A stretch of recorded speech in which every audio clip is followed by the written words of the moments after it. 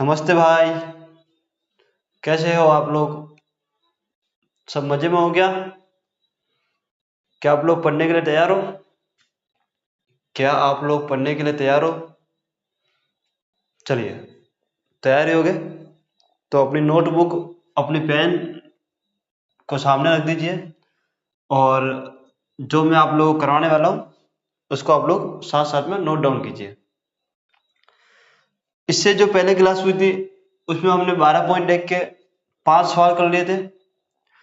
आज की जो हमारी क्लास है, इस क्लास में हम आगे के जो क्वेश्चन है प्रश्नावली 12 पॉइंट एक के उनको करेंगे। अभी तक आप लोगों ने फॉर्मूले याद कर लिए होंगे। अगर आप लोगों ने फॉर्मूले याद किए हैं तो आप लोगों को बड़ी आसानी से प्रश्न समझ में आ रहे होंगे। फिर भी अगर आप लोग फॉर्मूले अगर किसी किसी को याद नहीं है तो भी क्वेश्चन बहुत आसानी से समझ में आ रहा होगा, क्योंकि जो हम समझा रहे हैं वो एकदम प्रैक्टिकल करके समझ रहे हैं। हर एक बालक के दिमाग में फिट हो रहा होगा कि भाई डायग्राम कैसे बन रहा है और क्या क्या चीज हमसे पूछी है, तो वो आराम से उसको निकाल पा रहा है। चलिए, तो उसी की कड़ी में एक आगे क्वेश्चन है हमारा। दवा का एक कैप्सूल एक बेलन के आकार का है, जिसके दोनों सिरों पर एक एक अर्धगोला है लगा हुआ है। देखिए आकृति, इसका तो चित्र भी दे रखा आप लोगों को। पूरे कैप्सूल की लंबाई 14 मिलीमीटर है और उसका व्यास 5 मिलीमीटर है। इसका पृष्ठीय क्षेत्रफल ज्ञात कीजिए। ये जो कैप्सूल है इसका पृष्ठीय क्षेत्रफल आप लोगों को ज्ञात करना है। ये जो कैप्सूल है, इस कैप्सूल के अंदर दो चीज आप लोगों को दे रखी है। एक तो आपको बेलन दे रखा है और एक आप लोगों को अर्धगोला दे रखा है, जो कि आप लोगों को दिख रहा होगा। अगर मैं विजुलाइज कराने की बात करूं तो मैं आप लोगों को विजुलाइज भी करा देता हूँ कि ये हमारा बेलन है। ये हमारा बेलन है और इस बेलन के दोनों तरफ अर्धगोला लगा हुआ है, यानी कि एक तरफ तो ऐसा अर्धगोला है और एक इस तरफ अर्धगोला है ऐसा, यानी दोनों तरफ क्या है, एक अर्धगोला है। यानी कि इस तरफ भी अर्धगोला है और इस तरफ भी अर्धगोला है। आप लोग चित्र से समझ रहे होगे कि भाई कि एक बेलन है, उसके दोनों ओर क्या है, अर्धगोला है। अर्धगोला है तो मैं इसको थोड़ा सा गोल टाइप कर देता ताकि हमको याद रहे कि ये अर्धगोला है, इस टाइप से।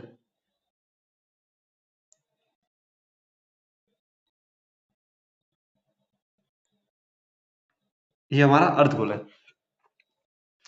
तो आप लोग समझ रहे होगा कि जो हमारी कैप्सूल है, इस कैप्सूल का व्यास हमको दे रखा है 5 mm। तो जो कैप्सूल का व्यास है वही हमारे उस बेलन का भी व्यास होगा और वही हमारे अर्धगोले का भी व्यास होगा, क्योंकि जितना मोटा कैप्सूल है इसका इसका जो व्यास होगा वो अर्धगोले का व्यास सेम सेम ही होगा।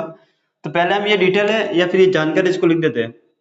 तो जो कैप्सूल का व्यास है, कैप्सूल का व्यास है, कैप्सूल का व्यास बेलन का व्यास और अर्धगोले के व्यास के बराबर है, यानी कि तीनों आपस में बराबर है अगर देखा जाए तो। अर्धगोले, अर्धगोले का व्यास, ये तीनों चीज क्या है, आपस में बराबर है। यानी कि जो कैप्सूल का व्यास है वही अर्धगोले का है और वही बेलन का है। कैप्सूल का व्यास कितना दे रखा है आप लोगों को? कैप्सूल का व्यास आप लोगों को दे रखा है 5 mm। तो बेलन का भी ये होगा, तो बेलन व अर्धगोला, ये बेलन का व्यास लिखता हूं, बेलन का व्यास बराबर अर्धगोले का व्यास। यानी कि अर्धगोले का व्यास और कैप्सूल ये जो बेलन है इसका व्यास दोनों सेम सेम है, यानी इसका ही 5 है, इसका ही 5 है। अब जो इसके ऊपर ढक्कन लगा हुआ है तो ढक्कन तभी पूरा पूरा आएगा जब दोनों चीजें सेम सेम होगी। यहाँ तक आप लोगों को कोई डाउट नहीं होगा, मेरे हिसाब से आप लोग समझ गए होंगे। चलिए, अगर व्यास 5 है तो त्रिज्या कितनी होगी? त्रिज्या कितनी होगी, इसकी आधी होगी। अगर व्यास 5 है तो त्रिज्या कितनी होगी, इसकी आधी होगी, यानी कि 5.2 mm आएगा। या फिर आप लोग इसको लिख सकते हो 2.5 mm। जब आप लोग काटोगे इसको तो 2.5 mm आएगा। आप लोग समझो, जब यहाँ से यहाँ तक की, जहाँ से यहाँ तक की दूरी 5 mm है तो ये इसका सेंटर होगा यानी केंद्र। तो केंद्र से यहाँ तक की दूरी कितनी होगी, 2.5 होगी। तो यहाँ पर भी ये कितनी होगी, 2.5 होगी। यहाँ से यहाँ तक की दूरी भी तो कितनी होगी, 2.5 ही होगी भाई, क्योंकि जब व्यास पूरा 5 है तो त्रिज्या कितनी होगी, 2.5 होगी, तो ये भी 2.5 होगी। आप लोगों को जो कैप्सूल की लंबाई है वो 14 mm दे रखी है। कैप्सूल की लंबाई कितनी है, कैप्सूल की जो लंबाई है वो कितनी, 14 mm है। कैप्सूल की लंबाई कितनी दे रखी है आप लोगों को, 14 mm। अगर मुझे बेलन की लंबाई निकालनी है, अगर मुझे बेलन की लंबाई निकालनी है तो ये वाला जो पोर्शन है ये 2.5 और ये वाला जो पोर्शन है 2.5, यानी कि अर्धगोले की जो दोनों त्रिज्या वो मुझे घटाने होंगे। अगर मुझे बेलन की लंबाई निकालनी है कि बेलन भाई कितना लंबा है, इतनी लंबाई मुझे निकालनी है, तो मुझे ये वाला पोर्शन और ये वाला पोर्शन घटाना होगा। तो बेलन की लंबाई कितनी आएगी,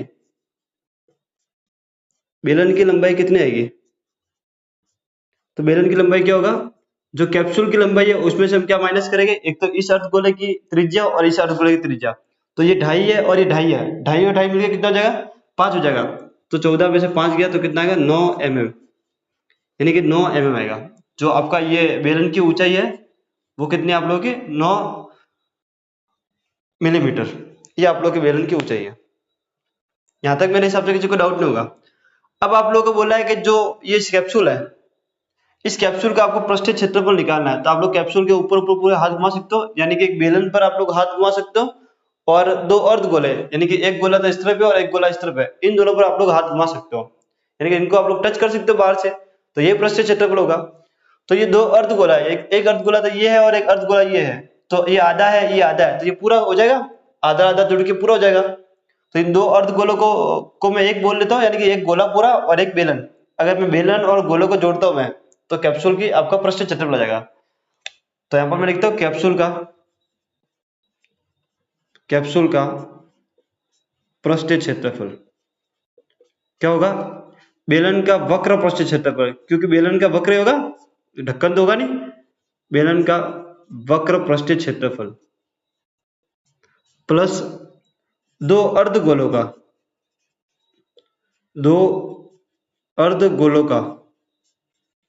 वक्र पृष्ठीय क्षेत्रफल, ये दो अर्धगोलों का वक्र पृष्ठीय क्षेत्रफल, यही होगा। बेलन का वक्र पृष्ठीय क्षेत्रफल कितना होता है, बेलन का वक्र पृष्ठीय 2πr/h होगा, और दो अर्धगोला क्या होता है, दो अर्धगोले तो 2πr², ये मैंने लिखा था आप लोगों को, अर्धगोले का जो वक्र पृष्ठीय 2πr² होता है, और 2 है इसलिए 2 लगा दिया। अगर आप लोग देखोगे यहाँ पर तो 2πr कॉमन आ रहा है, 2πr कॉमन आ रहा है, ये कॉमन आ रहा है, यहाँ पर बचेगा आप लोग का h, और यहाँ पर बचेगा आप लोग का 2 तो बाहर आ गया, बचेगा 2r, ये बचेगा भाई h प्लस 2r, ये बचेगा h प्लस 2r बचेगा। 2 की जगह पर आप लोग 2 रखोगे, पाई की जगह 22/7, आर की जगह पर कितना रखो आप लोग 5/2 रखो, या फिर आप लोग 2.5 लिख सकते हो, दोनों यूज कर सकते हो। हाइट कितनी है इसकी 9 प्लस का 5/2 इंटू 2, ये 2 से 2 कटेगा, 9 और 5 14, 9 और 5 ये इस 2 को इस 2 से काटो, 22 पंजे 110, 22 पंजे 110, और नीचे कितना है 7, 9 और ये कितना होगा 14, 9 और 5 14, इसको इससे काट लो आप लोग, कितना है 2, यानी कि 110 को 2 से गुणा करो तो 0 2 और 2 220 mm स्क्वायर। जो कैप्सूल का वक्र पृष्ठीय क्षेत्रफल है ये कितना है आप लोगों के 220 मिलीमीटर स्क्वायर, ये है आप लोगों के कैप्सूल का वक्र पृष्ठीय क्षेत्रफल। कुछ नहीं करना है आप लोगों को, प्रश्नों को एकदम ढंग से पढ़ना है। आप लोगों को बोला गया जो कैप्सूल है इसका वक्र पृष्ठीय क्षेत्रफल निकालो आप लोग, तो कैप्सूल का वक्र पृष्ठीय क्षेत्रफल कैसा आएगा, ये एक बेलन और दो अर्धगोले से मिलकर बना है, उनको अगर आप लोग जोड़ लेते हो तो आपका कैप्सूल का वक्र पृष्ठीय क्षेत्रफल आएगा। बाकी की जो यहाँ पर मैंने जानकारी लिखी है ये आपको क्वेश्चन में दे रखी है, इससे रिलेटेड लिखनी है आपको। हमको ऊंचाई की जरूरत पड़ेगी, तो ऊंचाई कितनी होगी, 14 में से 5 जाएगा तो 9 आएगा। अब 5 कैसे गया, क्योंकि 2.5 इसका है और 2.5 इसका है, तो दोनों का माइनस करने पर ही इसकी ऊंचाई आएगी। तो इस टाइप से हमने ऊंचाई निकालनी। ये था आप लोगों का छठा क्वेश्चन। सब लोगों को समझ में आ गया क्या? चलो इसको जल्दी से आप लोग नोट डाउन कर लो, या फिर आप लोग स्क्रीनशॉट भी ले सकते हो अगर स्क्रीनशॉट लेना चाहते हो तो। चलिए अब हम बात करते हैं आपका जो अगला क्वेश्चन है, नेक्स्ट 7वां क्वेश्चन है उसकी।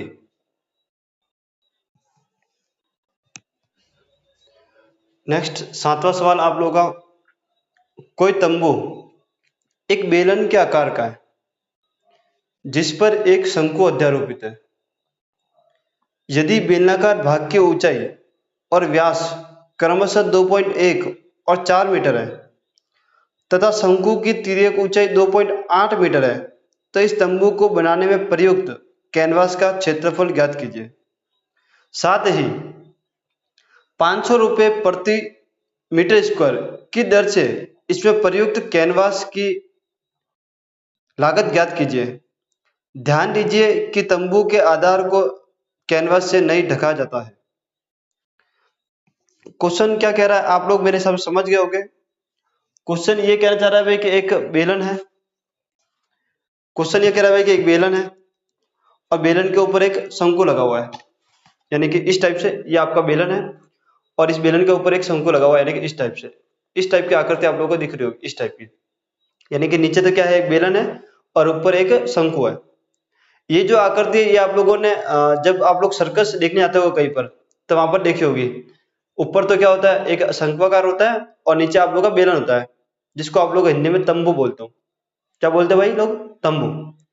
तो ये एक तंबू है जहां पर नीचे बेलन है और ऊपर क्या है, एक शंक्वाकार कैनवास लगा हुआ है। तो इस टाइप की आकृति आप लोगों को बनानी है और फिर आगे अपने क्वेश्चन को हल करना है। यानी कि नीचे तो क्या है आप लोगों का बेलन है और उसके ऊपर आपका क्या है, शंकु है। यानी नीचे आप लोगों का बेलन है, यानी कि मान लेते ये हमारा बेलन है, इस टाइप से बेलन होगा, यानी कि इसका कुछ ना कुछ ये व्यास वगैरह होगा, तो ये गोला होगा और यहाँ पे क्या होगा, एक शंकु होगा इस टाइप से। नीचे अपनी मान लेते भाई कि जमीन है तो हम गोला नहीं बना रहे, लेकिन नीचे भी क्या होगा, एक तरीके से गोल होगा। आपको बोला है कि जो ये जो तंबू है, ये जो शंकु है और ये बेलन है, इसका जो व्यास है वो कितना, 4 है। हालांकि बोला बेलन का व्यास ही है कि बेलन का व्यास कितना, 4 है, 4 सेंटीमीटर, 4 मीटर। बेलन का जो व्यास है वो 4 मीटर है। ये बोला आप लोगों, बेलन का व्यास है वो 4 मीटर है और बेलन की जो ऊंचाई है, यानी कि यहाँ से यहाँ तक की जो ऊंचाई है वो कितनी, 2.1 मीटर बोला, 2.1 मीटर बोला। साथ ही उसने ये भी बोला है कि जो शंकु है, शंकु की जो तिर्यक ऊंचाई है 2.8 है, यानी कि तिर्यक ऊंचाई दे दी हमारा, यानी कि स्लांट हाइट हम लोगों को दे दी है 2.8 मीटर। हमको निकालने की जरूरत नहीं पड़ेगी, अदरवाइज अगर वो ऊंचाई देता तो हमको स्लांट हाइट यानी कि तिर्यक ऊंचाई और निकालनी पड़ती। उसके लिए formula L equal to root में r² प्लस h² हमको करना पड़ता। तो यहाँ पर अच्छा है कि एग्जाम ने हमको दया कर रहा है, यानी कि जो क्वेश्चन वाला वो हम पे दया कर रहा है, हमको डायरेक्ट दे रहा है। तो जो बेलन का जो व्यास है, जो बेलन का व्यास है वही शंकु का व्यास होगा। तो जो बेलन की त्रिज्या है वही शंकु की त्रिज्या होगी। आपको बोला है भाई कि ये जो तंबू है, इस तंबू को बनाने में कितना कैनवास लगा।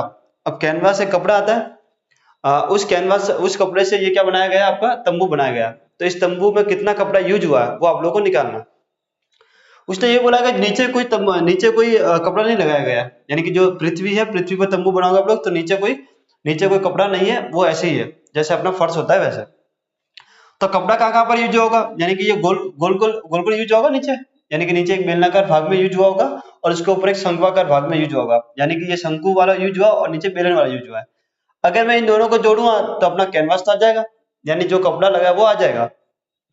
तो पहले हमारी जो डिटेल है वो लिख देते हैं हम लिख देते हैं कि जो शंकु है उसकी जो तिर्यक ऊंचाई है, शंकु की तिर्यक ऊंचाई, शंकु की तिर्यक ऊंचाई यानी कि स्लांट हाइट, इसको आप लोग बोलते हो एल। क्या बोलते हैं भाई हम लोग, एल। ये कितने, 2.8 मीटर है। बेलन की जो ऊंचाई है यानी कि हाइट, बेलन की जो ऊंचाई है यानी कि हाइट वो कितनी आप लोगों की, 2.1 मीटर है। यही है। बेलन और शंकु का व्यास दोनों बराबर है। बेलन का व्यास इक्वल टू क्या होगा, शंकु का व्यास, यानी कि ये दोनों चीजें क्या है, बराबर है।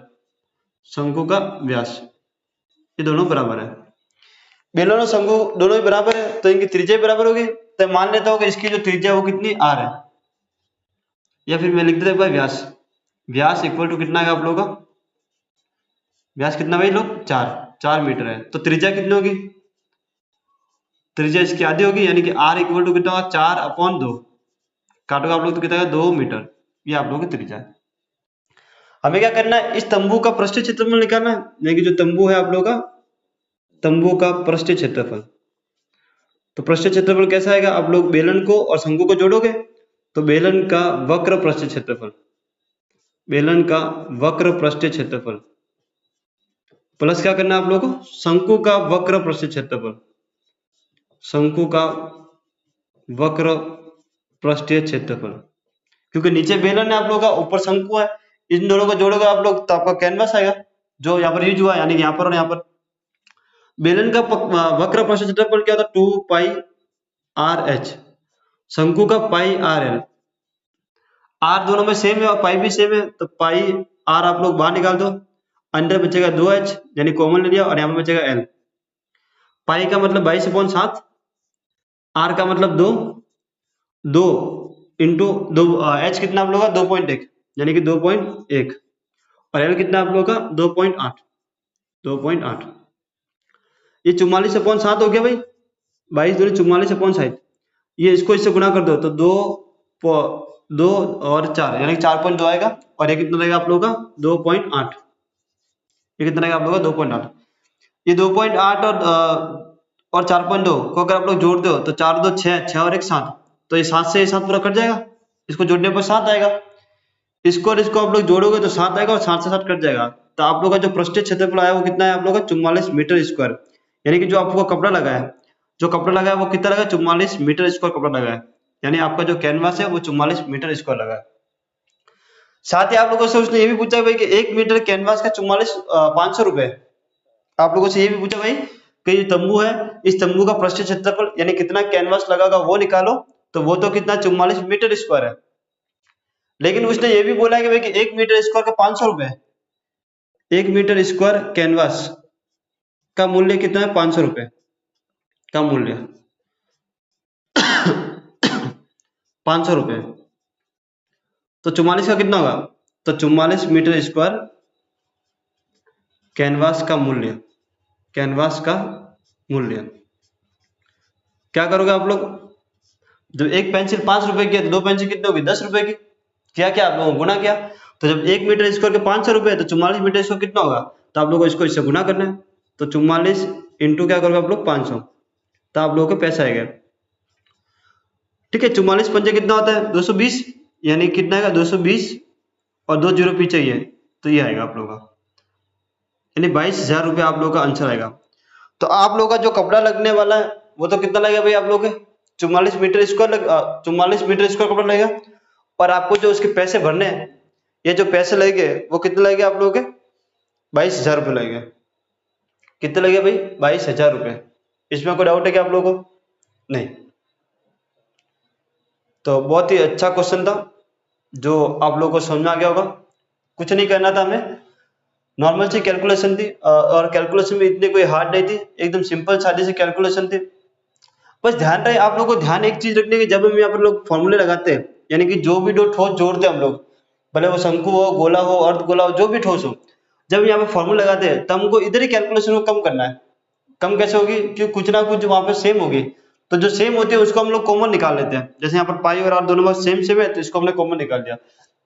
जब कॉमन निकालने से होता है कि कैलकुलेशन बहुत छोटी सी हो जाती है, तो हमको अपनी कैलकुलेशन को छोटा सा करना है, कम करना है आप लोगों को, बढ़ाना नहीं है। बढ़ाओगे तो आप लोग कुछ कैलकुलेशन करते करते उलझ जाओगे, तो हमको उलझना नहीं है, हमको सुलझना है। क्या करना है भाई हमको, हमको उलझना नहीं है, हमको सुलझना है। तो सुलझने के लिए हम कैलकुलेशन कम करेंगे और फिर आप अपना मान रखेंगे और डायरेक्ट कैलकुलेशन करेंगे।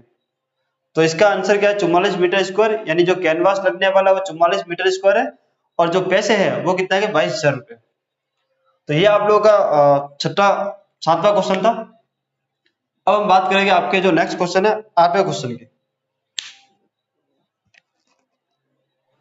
जैसा कि इस स्क्रीन पर आप लोग 8वें क्वेश्चन को देख पा रहे होंगे, ऊंचाई 2.4 सेंटीमीटर और व्यास 1.4 सेंटीमीटर वाले एक ठोस बेलन में से इसी ऊंचाई और इसी व्यास वाला एक शंक्वाकार खोल काट लिया जाता है।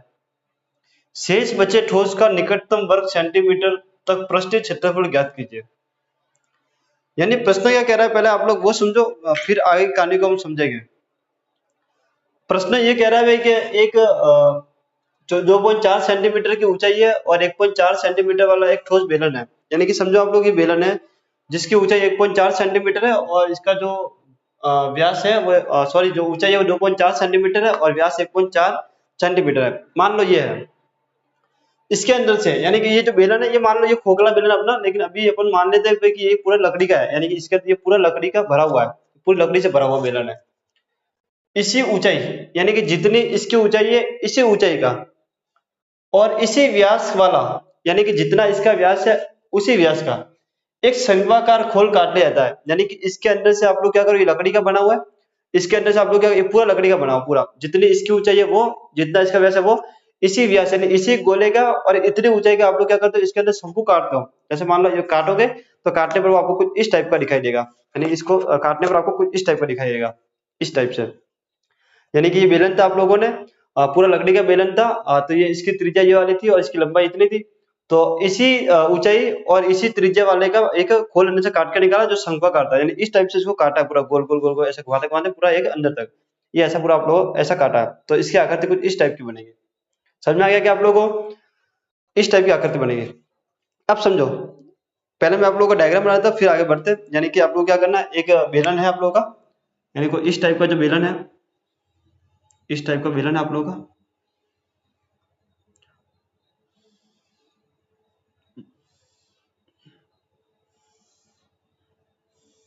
इस टाइप का, इसके अंदर से इसी ऊंचाई का, यानी कि ऊंचाई इतनी होगी और इसी व्यास वाला एक शंकु का खोल काट के निकाला है, मान लो ये खोल निकाला काट के, क्लियर है। इसकी जो ऊंचाई है वो कितनी है आप लोग की, इसकी जो ऊंचाई है वो 2.4 सेंटीमीटर है। इसकी जो ऊंचाई है वो कितनी भाई आप लोग 2.4 सेंटीमीटर है।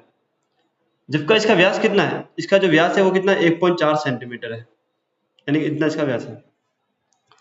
आपको बोला है कि ये जो ठोस बन रहा है, यानी कि ये ठोस बना, यानी कि पूरा बेलन था, उस बेलन के अंदर शंकु काट के निकाल दिया, तो इस टाइप का जो ठोस बनेगा मैंने आप लोगों को बताया, जिसका जो ये सिंगल पॉइंट है, यानी जो सिंगल पॉइंट है वो इस वाले पेंडे को टच कर रहा होगा, यानी कि एकदम नॉर्मल सा टच कर रहा होगा, एकदम बिंदु टाइप टच कर रहा होगा, बिंदु टाइप टच कर रहा होगा। तो ये जो ठोस बना है इसका आप लोगों को क्या करना है, पृष्ठीय क्षेत्रफल निकालना है और वो भी निकटतम निकालना है। इस बात पर आप लोग गौर करो, निकटतम, निकटतम वर्ग सेंटीमीटर, निकटतम वर्ग सेंटीमीटर, यानी कि जो आंसर आना चाहिए वो लगभग में आएगा आपका आंसर, उसको आप लोगों को पूरा मानना है।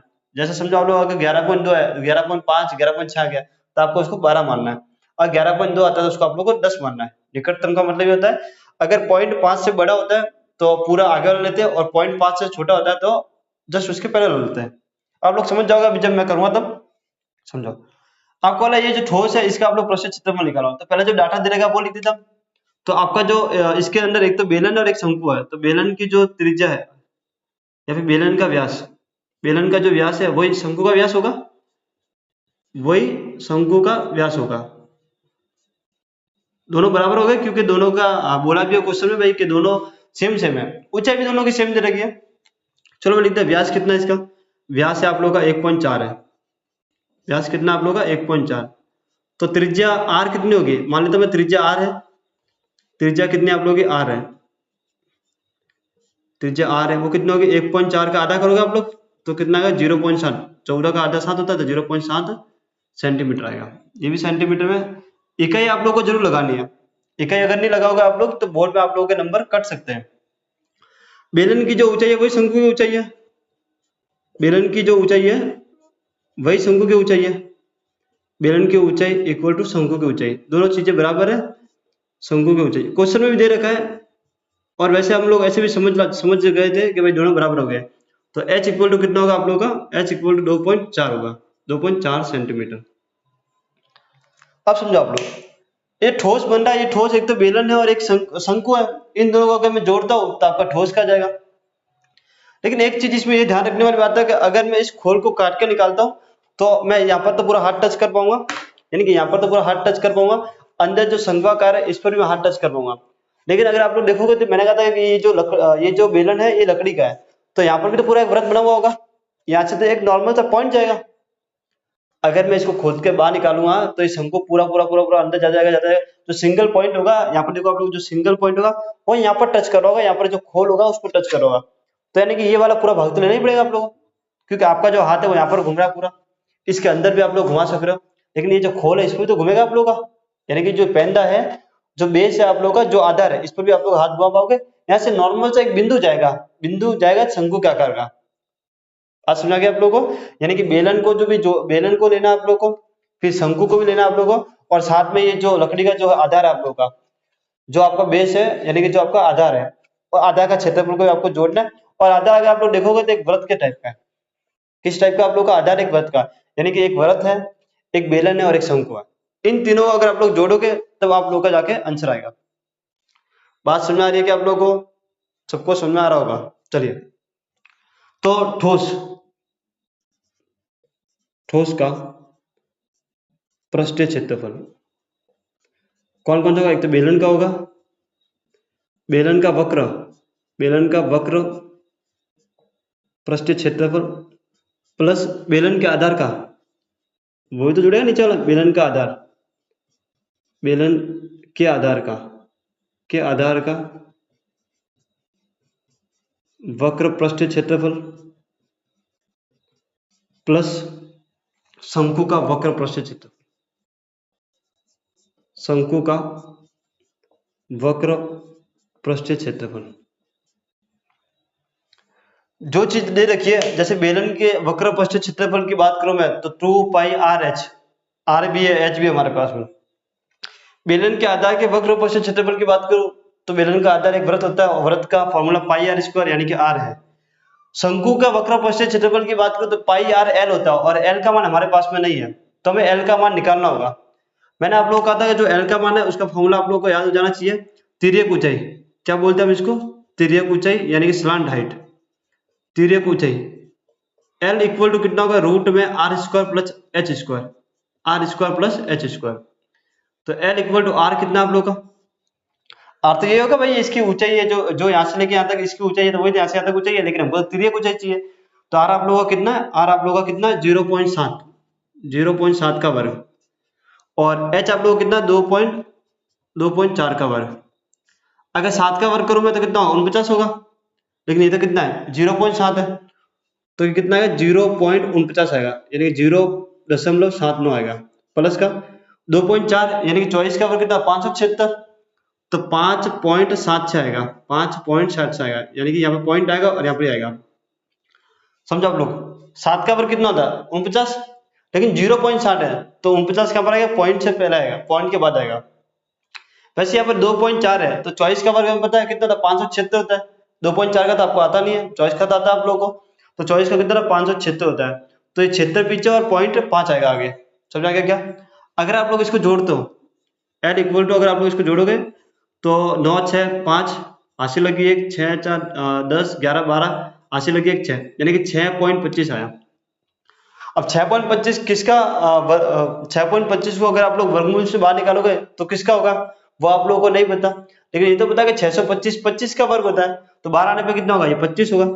25 तो हो नहीं सकता, तो 2.5 होगा। समझ में आएगा आप लोगों को? इस टाइप से आप लोग कैलकुलेशन करने के 625 तो 25 का होता है, लेकिन अगर इसको बाहर निकालेंगे तो पॉइंट भी है यहाँ पर, तो पॉइंट भी आएगा, यानी कि 2.5 आएगा। तो 2.5 का अगर आप लोग वर्क करोगे तो 625 आएगा, 6.25 आएगा। समझ में आ गया आप लोगों को? चलिए, बेलन का वक्र पृष्ठ क्षेत्रफल 2 पाई आर एच प्लस का पाई आर स्क्वायर प्लस का पाई आर एल, ये तीनों फॉर्मूले जो मैंने रख दिया। मैंने कहा था कैलकुलेशन को कम करना है आप लोगों को, तो आप लोगों को कॉमन लेना पड़ेगा। तो कॉमन यहाँ से क्या रहा? पाई आर। कॉमन क्या रहा यहाँ से? पाई आर। पाई आर यहाँ से चला गया, बचा कितना? 2h प्लस पाई आर चला गया तो बचा कितना? आर प्लस पाई आर चला गया तो यहाँ से बचा कितना? एल। पाई का मान आप लोग कितना लोगे? 22/7। और आर कितना आप लोगों का? आर कितना आप लोगों का? 0.7 0.7 2 का 2, एच कितना आप लोग का? 2.4 प्लस का आर, आर कितना आप लोग का? 0.7 और एल कितना आप लोग का? 2.5। चलो पहले मैं इसकी कैलकुलेशन कर लेता हूँ, इसकी कैलकुलेशन। चलो यहाँ से मैं पॉइंट को हटा देता तो यहाँ पर कितना आएगा? 10 आएगा, और ये 7 से 7 कट गया, यानी कितना है? 22/10। कितना आ गया आप लोग का? 22/10, 22/10 आ गया। इंटू में 24 दूनी 48, लेकिन बीच में पॉइंट है तो 4.8 आएगा, 4.8। इसको जोड़ो, ये 25 और 7 कितना था? 32, 32 तो आएगा नहीं, तो कितना? 3.2 आएगा, 3.2। ऐसे जोड़ना होता है, ना कि आप लोगों को पॉइंट जोड़ना होता है भाई कि पॉइंट 0.7 और 2.5, फिर आप लोग इसको ऐसे करोगे भाई कि 2.5 फिर 0.7, 5 और 7 12 80 लगी 1 3 पॉइंट, ये ऐसे आप लोगों को कैलकुलेशन नहीं करनी है। 25 और 7 कितना होगा? 32 होगा, और पॉइंट लगा हुआ आगे तो पॉइंट लगा दो आप लोग एक के नीचे, तो 3 पॉइंट होगा। इसको आप लोग जोड़ो, 3 और 4 कितना होगा? 7, 3 और 4 कितना होगा? 7 होगा, और ये इसको एक जोड़ो यानी कि 8 होगा। ये 3.2 है और 8 इधर दिया 4 हो गया, तो 4 और 4 कितना होगा? 8 होगा। तो 22 का 8 से गुना होगा तो कितना होगा, 22 अट्ठे 176 होगा, और नीचे कितना आप लोगों का 10 आएगा। ठीक है, अब 176 में आप लोग 10 का भाग दोगे तो कितना आएगा, 1.17.6 आएगा। और आपको बोला कि निकटतम मान निकालना है, तो जब 17.6 है, अगर 5 से बड़ा होगा तो आप लोग कितना लोगे, 18 लोगे। कितना लोगे आप लोग, 18 लोगे। तो ये आएगा आपका लगभग 18 सेंटीमीटर स्क्वायर। ये आप लोग का आंसर है। आप लोगों को बोला यहाँ पर कि आप लोग निकटतम वर्ग सेंटीमीटर तक आंसर निकालो। हमारा आंसर जो आ रहा है वो 17.6 आ रहा है, लेकिन हमको लगभग भी मान निकालना है, यानी पूरा पूरा ही निकालना है। तो 17.6 से जस्ट बड़ा वाला कौन सा होगा, 18 सेंटीमीटर स्क्वायर। ये आप लोग का आंसर है। तो सवाल में कुछ नहीं है, अगर आप लोग देखोगे तो 1 से लेकर 8 तक सवाल हम कर चुके हैं। इसके अलावा हमने बेसिक भी पढ़ा। बेसिक भी बहुत सिंपल सा था, हर एक फॉर्मूले को हमने समझा है। फॉर्मूले को समझने के बाद में हमने सवाल भी किए। सवाल में कुछ भी नहीं है, बस सवाल में जो है वो कैलकुलेशन है, और कैलकुलेशन में आप लोगों को साथ साथ में सिखा रहा हूँ। तो कैलकुलेशन करने की ट्रिक भी आप लोग साथ साथ में सीख रहे हो। इसके साथ में हम अपना जो सिलेबस है वो भी कवर कर रहे हैं, और हम कंसेप्ट भी सीख रहे हैं। कंसेप्ट सीखने वाले हम उस पर प्रैक्टिस भी कर रहे हैं सवालों की, और हमको कैलकुलेशन भी सीख रहे हैं। कैलकुलेशन हो गया, कंसेप्ट हो गया, सवाल हो गए, और साथ में मैं प्रैक्टिस शीट आप लोग को दूंगा ही, तो और भी सवाल हो जाएगा। यानी कि अगर आप लोग इस बैच में इनरोल कर रहे हो, जो बैच की फी पे की आप लोगों ने, वो आप लोगों को उसका पूरा का पूरा फायदा आप लोगों को मिल रहा है। यानी जो बैच की फीस आप लोगों ने मुझे दी है, उसका पूरा से पूरा यानी भरपूर लाभ आप लोग उठा रहे होगे जब आप लोग क्लास को देखते होगे, और क्लास लेने में बड़ा इंटरेस्ट भी आता होगा आप लोगों को, क्योंकि एक यूनिक तरीके से आप लोगों को पढ़ाया जा रहा है। एक यूनिक तरीका मतलब हर एक चीजों को आप लोगों को विजुअलाइज कराया जा रहा है कि भाई कि ये चीज कैसे होगी, कैसे बन रही है, हम इसके फॉर्मूले कैसे लगा रहे हैं, हमको कैलकुलेशन कैसे करनी है, हम अपने टाइम को कैसे बचा सकते हैं। यानी हर एक चीज आप लोगों को इस बैच में मिल रही है। तो आप लोगों को लग रहा होगा कहीं ना कहीं पर कि नहीं, जब शुरुआत में आप लोगों ने बैच को इनरोल किया होगा तब आप लोगों को लग रहा होगा कि भाई अभी तो हमारी जो क्लासेज है वो यूट्यूब पर फ्री भी चल रही है, बहुत से लोग देख भी रहे हैं, हम पैसे दे रहे हैं। तो ऐसा वगैरह कुछ नहीं है, बस ये जो प्रश्न वाली है, इस प्रश्न वाली कुछ वीडियो जो है जो आपको यूट्यूब पर हर एक किसी को दिखेगी, लेकिन इसके बाद हर एक जो वीडियो है या हर एक हमारी क्लास है, वो सभी क्लास को हम हाइड करने वाले हैं। ये क्लास उन्हीं लोगों को दिखेगी जिन्होंने इस बैच में इनरोल किया है। तो आप लोग वो दिमाग से निकाल लो, और आपको एक बेस्ट से बेस्ट कंटेंट यहाँ पर मिल रहा है, एकदम एग्जाम अप्रोच मिल रहा है आप लोगों को, एकदम बोर्ड के अप्रोच मिल रहा है। तो आप लोगों को बस एक बार पढ़ना है, उसके बाद में आप लोगों को रिवीजन करना है, और जो नोट्स है उनको डे बाय डे हर दिन रिवीजन करना है। अब इस प्रश्नावली का एक लास्ट सवाल बचा है, तो वो वाला सवाल जब हम अपने अगली क्लास आएगी उस वाली क्लास में करने वाले हैं, क्योंकि एक कंसेप्ट भी मुझे आप लोगों को समझाना है। पहले वो हम सवाल करेंगे, फिर आयतन का कंसेप्ट समझेंगे हम लोग, और फिर उस पर भी सवाल करेंगे। तो आज के लिए हम इतना ही करेंगे।